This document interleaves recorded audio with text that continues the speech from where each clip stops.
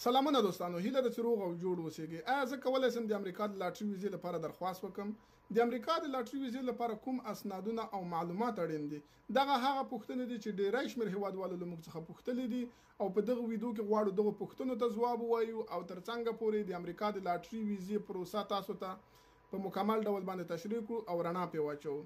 اول دا چې دغه پروسه 13 ورځ د اکتوبر په 2م تاریخ باندې په رسمي ډول باندې پیل شوه.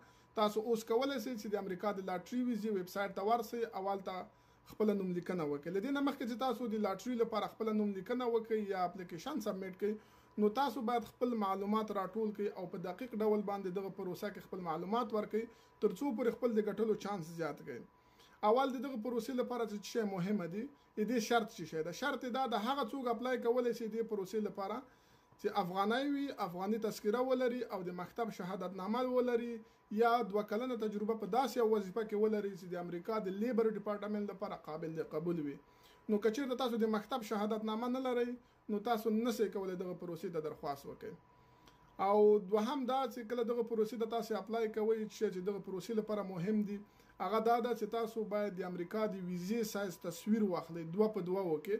تاسو چې کله کسخانه ته ورځئ ورته ووایئ چې ما د امریکا د ویزې سایز تصویر وباسه 2 په 2 وکړئ.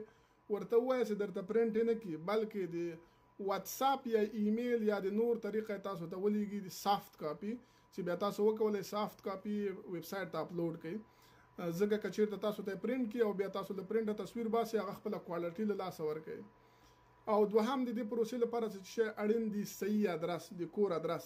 معمولا چې په افغانستان کې له چا نه پوښتنه وکړي چې د کور ادرس چیرته دی یا چیرته اوسېږي، نو تا ته وایي چې د سیلو سړک نانوایي ته مخامخ آشنا دروازه چې دغه یې کور ده. نو ستاسو ادرس باید په دې شکل سره نه اوسېږي. تاسو کوشش وکړئ چې یا والډ یا صحیح ادرس ورته ورکړئ. د مثال په ډول ورته وایي چې کور نمبر 218 ولسمه کوڅه خوشحال خان مینا کابل افغانستان. نو دغه ادرس دا بیا ډیر قابل د قبولي او تاسو چانس زیاتوي ترڅو پورې دغه پروسه کې ګټونکي شي. او بل دغه پروسې لپاره چې اړین دي هغه ایمیل ادرس ده. تاسو باید په خپل نوم باندې ایمیل ادرس جوړ کړئ او دغه پروسه کې چې کله اپلای کوئ نو له تاسو نه بیا د ایمیل ادرس غواړي چې هغه باید تاسو په خپل نوم باندې اوسېږي.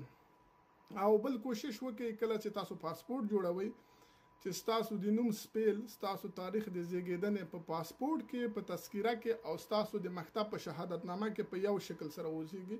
فرق ونه لري. که چیرته فرق ولري او تاسو په اول کې دغه پروسې ته ګټونکي هم صحیح، نو بیا نشئ کولی چې دغه پروسه نوره مخته بوځئ.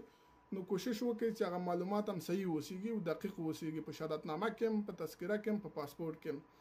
او هغه کسان چې ودونه یې کړي دي او غواړي دغه پروسې ته اپلای وکړي، نو کوشش وکړئ کله چې دغه پروسې ته درخواست کوئ چې د خپل میرمنې او خپل ماشومانو معلومات هم ورکړئ. د هغو 2 په 2 کې د امریکا د ویزې سایز تصویرونه، وایټ بیکګراوند او همدارنګه د زیږیدنې تاریخونه او اوسنی فزیکل ادرس نو دام باید ورته ورکړئ. که چیرته تاسو ځان مجرد یا سنگل واچوئ او بیا امریکا ته راسئ نو بیا تاسو لپاره به ډیره مشکل وي چې تاسو بیا خپل فامیل راولئ. نو کوشش وکړئ چې کله درخواست د ویزې یا لاټرۍ لپاره کوئ، د لاټرۍ ویزې لپاره کوئ، نو په دا اوس کې د خپل میرمنې او ماشومانو معلومات ورکړئ ترڅو په راتلونکي کې به تاسو لپاره کوم جنجال نه وي.